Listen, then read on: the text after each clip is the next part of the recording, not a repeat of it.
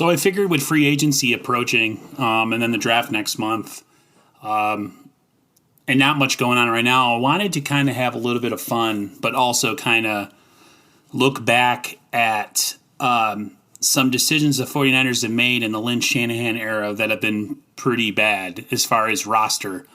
It could be draft pick or free agent signing. Now, I have 5, and I have them kind of in order of worst or best to worst or whatever. And then I know there's myriads of others. You have your drafting of a guy, say like Jalen Hurd, who hasn't been on the field. And there's a myriad. You could say Richburg was a bad signing, stuff like that. But I have 5 here that I think were the worst of the 5. So I'm just going to name off the first.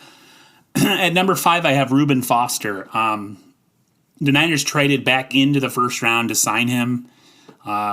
He definitely had some character issues and injury issues. And the Niners went ahead,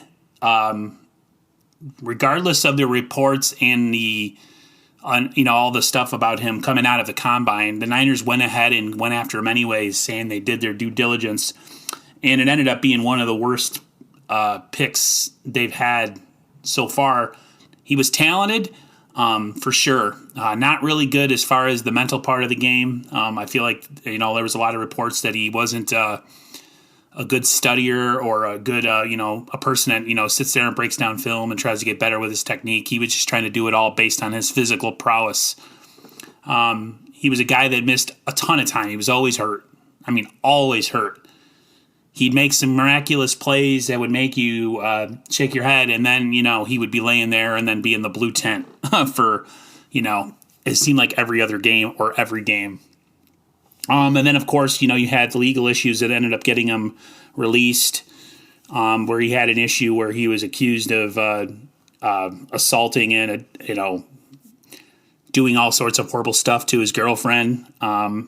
She ended up coming out later and saying she lied, which a lot of people didn't believe. They thought it was just her trying to save his NFL career. The Niners kind of gave him they told him to stay away from her and not have any contact with her.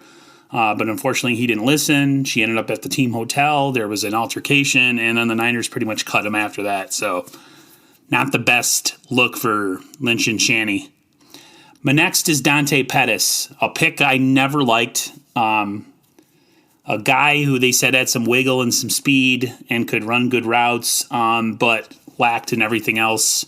Small, undersized, skinny, not good off the press. And he just he didn't want it. He didn't want it. And in football you have to want it. You have to want it.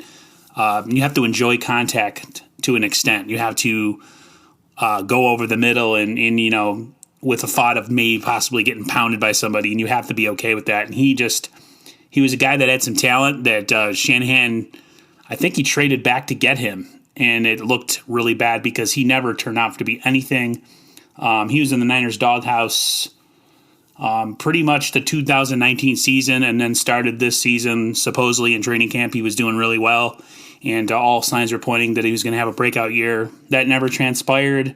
He was in Shanahan's doghouse again and eventually was released and picked up by the Jets. So another miss by the Lynch and Shanahan regime for sure. My third is McKinnon. I feel like McKinnon, they signed him to this huge deal. He was never a number 1 back.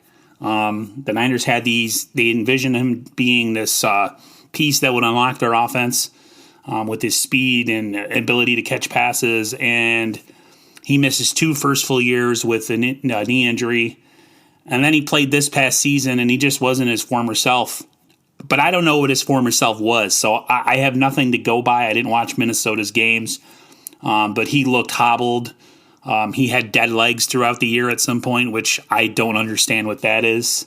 Apparently, if you haven't played in a while, you get dead legs. But he ended up... to me, it was a disappointment for the amount of money they paid and what they invested in him and what they had envisioned for him. That turned out to be a total failure. And it doesn't look like they're bringing him back this year, and it's not really much of a loss. You got Mostert, you got Jeff Wilson Jr., you got JaMychal Hasty, and you know this team's probably going to head a running back, some probably undrafted guy after the draft. So my number 2 is Dee Ford. To me, he could probably be number 1, but for the red flags that he had based on his injuries coming out of the draft and then his injuries with Kansas City, he had one healthy season, and the Niners went there and they blew their load, and they sent a second round pick. I forgot what other picks they sent for him, and he did play well at times with Bosa. They were a formidable duo. The Niners pass rush with the two of them on the field mixed with Buckner and Armstead was unstoppable. But the fact is he was not healthy in 2019. He only played, I think, like 11 games, 10 or 11 games. Was on a pitch count in the playoffs and, in the Super Bowl didn't really show up much when they needed him the most. And just for the amount of money they have invested in him, they didn't get the returns. He didn't play all but one game this year. And now it's looking like the Niners might be on the hook for his salary because he has an injury clause. If they cut him post June 1st and he's not cleared, the Niners are going to have to eat that salary. So bad all around, bad move, bad on the 49ers. And hopefully they've learned their lesson. This injury thing with injury-prone players drafted or free agency, they've got to learn or they're going to keep dealing with the same problems. And my number one biggest gaffe of the 49ers since Lynch and Shanahan have come into office is Solomon Thomas. When you pick a guy, was it number 3 overall, number 2 or number 3? I don't even know where it was, so don't kill me.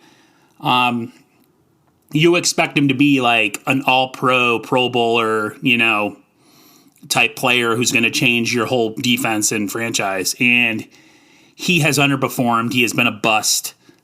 Inside, outside, doesn't matter. He just doesn't make plays. You don't see him on the stat sheet. He's decent against the run, but you can get a guy off the street that's decent against the run for a lot cheaper. So for where they drafted him and where they expected him to be, he is completely missed. He's been a total bust. And the fact that you had Mahomes and Watson in that same, I think, top 10 or top 12, and you could have had a franchise-changing quarterback, and you chose Solomon Thomas instead, not a good look on that regime.